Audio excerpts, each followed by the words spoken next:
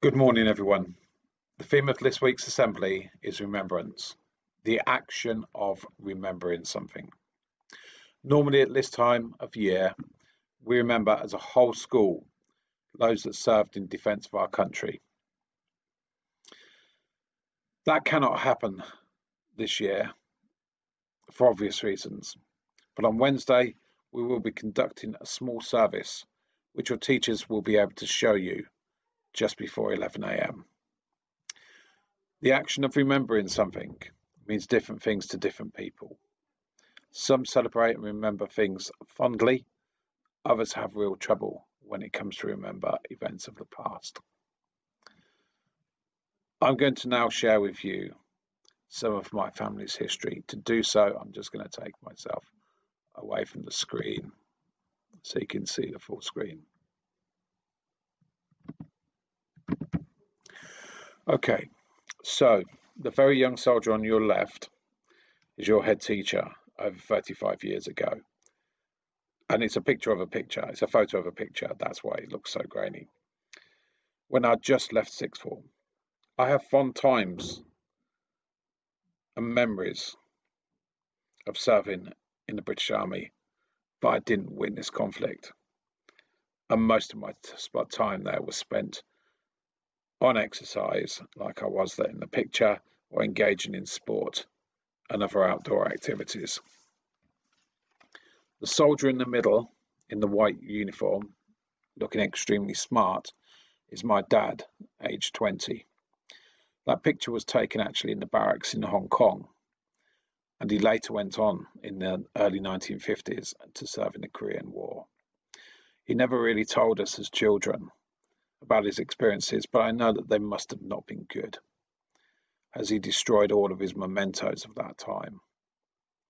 Luckily, I salvaged this particular picture, which is one of my favourites, and also his medals, which are shown on the top right. The United Nations Medal and the Korean War Service Medal. As children, growing up with my dad, we knew our dad had suffered as a consequence of his service, but it was always kept very personal. And in those days, we didn't discuss it. It was never discussed. The medals in the bottom right of the picture belong to my maternal granddad.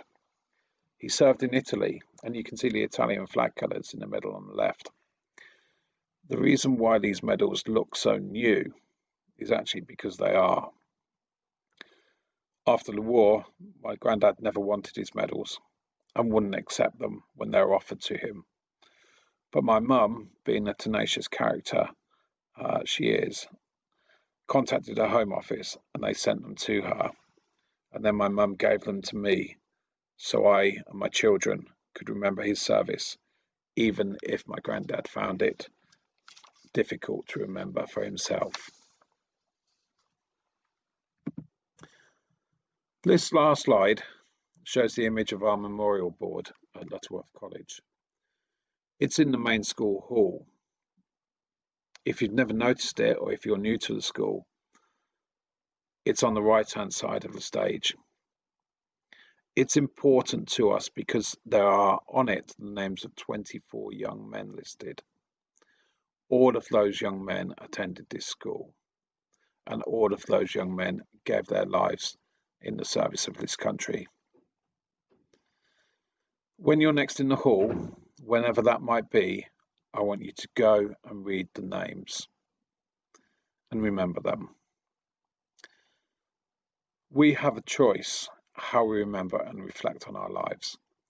For some, that is easy because we live comfortable lives. For others who've experienced war and conflict, less so. But we have a choice.